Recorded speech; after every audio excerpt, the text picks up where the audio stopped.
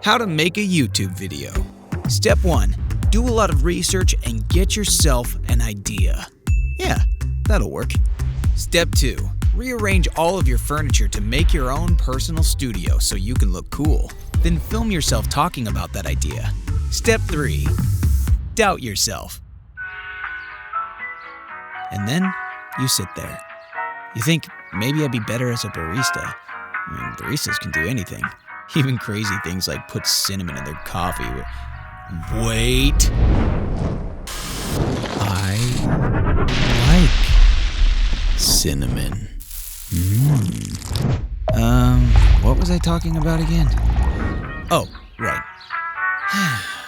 Okay. Well, you stop doubting yourself and get back to work. You take your wonderful footage, throw it onto your computer, and start to edit. But it's all wrong, so you edit it again. And then again. And then again. Until finally everything looks just right. It's time to export. YouTube. Upload. Tag. Description. It's perfect. You set the video to public, and then you hesitate. It's just not good enough for you. And it may never be good enough. So, you give up.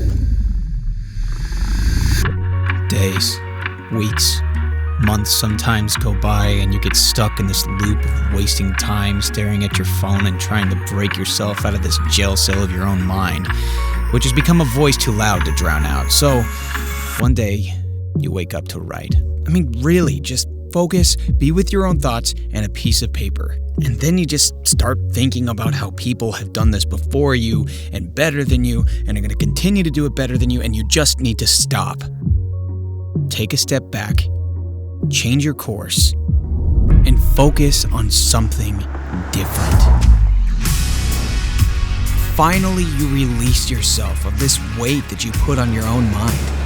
By focusing on what's actually important, you begin to forget about why you hesitated in the first place. Because who cares if people have done things before you or better than you? Because they're not you. You feel released and happy. And it could have been this easy all along if you would have just gotten out of your own way. So then, you post it. Step 4. Make an eye-catching thumbnail and a clickbait title. Perfect.